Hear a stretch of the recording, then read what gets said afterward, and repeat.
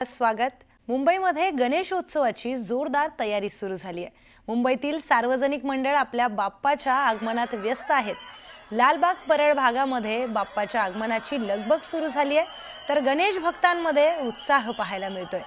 या सगळ्यांचाच एक आढावा घेतलाय आमचे प्रतिनिधी श्रीकृष्ण आवटी यांनी। गणेश उत्सवाच्या धामधुमीला जी आहे ती सुरुवात झालेली आहे। मुंबईत आज रविवारी जे आहे ते सकाळपासूनच आपल्या लाडक्या बाप्पाला आपल्या मंडळात घेऊन जाण्यासाठी प्रत्येक गणेश भक्त किंवा त्याचबरोबर मंडळाचे कार्यकर्ते जे आहेत ते आपल्याला लालबाग परळ परिसरात गर्दी पाहायला मिळते। आणि त्याचबरोबर आपण पाहू शकतो ही मूर्ती जी आहे ती पंचशीलचा विघ्नहर्ता म्हणजेच कामाठीपुराची मूर्ती जी आहे ती आपल्याला पाहायला मिळते। याच जी मूर्ती आहे ती अगदी ढालेवरती आणि त्याचबरोबर पाहायला गेलं तर बाप्पाच्या हातात कमळ आणि त्याचबरोबर तलवार म्हणजेच हिंदुत्वाचा कुठेतरी मेसेज देण्याचा जो आहे तो प्रयत्न जो आहे या मंडळाकडून करण्यात आलेला आहे। त्याचबरोबर पाहायला गेलं तर गेल्या वर्षी देखील याच मंडळाकडून अगदी 25 फुटी मूर्ती त्याचबरोबर शंकर भगवानाच्या अवतारात जी आहे ती मूर्ती साकारण्यात आली। आणि यंदा जे आहे हिंदुत्वाचा मेसेज देण्याचा जो कुठला तरी हिंदुत्वाचा मेसेज देण्याचा जो आहे तो या मंडळाचा प्रयत्न आपल्याला पाहायला मिळतोय। कुठेतरी अगदी 27 ऑगस्टला जरी बाप्पा विराजमान होणार असले तरी लगबग जी आहे ती संपूर्ण मंडळाची आपल्याला सर्वीकडे जी आहे ती पाहायला मिळत आहे। व्हिडिओ जर्नलिस्ट गणेश काळेसह श्रीकृष्ण आवटी, न्यूज 18 लोकमत, मुंबई। तर मुंबईमध्ये गणेशोत्सवाची जोरदार तयारी सुरू झाली आहे। मुंबईतील सार्वजनिक मंडळ आपल्या बाप्पांच्या आगमनात व्यस्त झालेले आहेत। तसंच गिरगावच्या अखिल चंदनवाडीतील गोड गणपतीचा भव्य दिव्य असा आगमन सोहळा पार पडलाय। या आगमन सोहळ्यातून आढावा घेतलाय आमचे प्रतिनिधी श्रीकृष्ण आवटी यांनी। पाहूयात।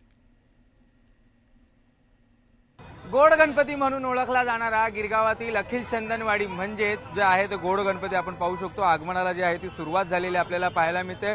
अगदी मुंबईतील अनेक गणेश उत्सव जे आहे ते आपल्या मंडळात किंवा आगमन सोहळा करताना पाहायला मिळतो। आपण पाहू शकतो हा गोड गणपती जो आहे तो आपल्याला पाहायला गेलं तर हा पृथ्वीवरती उभा आपल्याला पाहायला मिळतो। आणि त्याचबरोबर टाळ देखील जे आहे ते आपल्याला बाप्पाच्या हातात आपल्याला पाहायला मिळतात। अगदी नृत्य करताना जे आहे ते मूर्ती जी आहे ते साकारण्यात आलेली आहे। आणि त्याचबरोबर पृथ्वी देखील जे आहे ते आपल्याला खाली पाहायला मिळते। एकंदरीत पाहायला गेलं तर संपूर्ण गिरगावात किंवा संपूर्ण मुंबईत प्रसिद्ध असलेला हा गोड गणपती जो आहे तो अगदी 26 मूर्तीची उंची जी आहे ती 26 फुटाची आहे। अधिकचं बोलण्यासाठी आपल्यासोबत मंडळाचे स्वतः कार्यकर्ते किंवा अध्यक्ष आहेत। सर, काय सांगाल, आज आगमन सोहळा जो आहे तो पार पडतोय। आज हा असा भव्य दिव्य आगमन सोहळा तुम्हाला पाहायला मिळतोय। ही मूर्ती सिद्धेश दिगोळे एका नामांकित मूर्तिकाराने घडवली आहे। 26 फुटी विठ्ठल रूपात ही मूर्ती घडवलेली आहे। मुळातच या गणपतीचं नाव गोड गणपती हे का बोललं जाते ह्या लोकांनाही दिसतंय, कारण की ह्याचा चेहरा, ह्याचं देखणं हे एवढं सुंदर आणि चमूक असतं दरवर्षी की त्याला गोड गणपतीच बोललं जातं। ही आरती होते, त्या आरतीचा व्हिडिओ देखील मोठ्या प्रमाणात जो आहे तो गेल्या वर्षी व्हायरल झाला, यंदाही व्हायरल होतोय। काय सांगाल? खरं बघायला गेलं तर त्या आरतीसाठी नुसतं विभागातील लोक नाही तर मुंबईतील बरेच ठिकाणाहून लोक तिथे सहभागी होतात। त्या स्पेशल आरतीसाठी आज गेले 30 वर्ष ती आरती त्याच ठिकाणी वाजली जाते। त्या व्यतिरिक्त आमचं मंडळ कुठेही तुम्हाला वादन करताना दिसणार नाही। आपल्या विभागात गेल्यावर ठाकूरद्वारला ती मानाची आरती होते, तिथून मग ती मिरवणूक थेट चंदनवाडी श्रीच्या मंडपात जाते। तर आम्ही तुम्हाला देखील आवाहन करतो की तुम्ही देखील तो नेत्रदीपक सोहळा आवर्जून बघायला या। नक्कीच अगदी ती आरती जी आहे, आरतीचा सोहळा जे आहे तो दृश्य आपल्याला पाहायला मिळेलच। त्याचबरोबर पाहायला गेलं तर संपूर्ण मूर्ती जी आहे ती विठ्ठलाच्या स्वरूपात आपल्याला साकारलेली पाहायला मिळते। अगदी मूर्ती जी आहे ती 26 फुटाची आपल्याला जी पाहायला मिळते।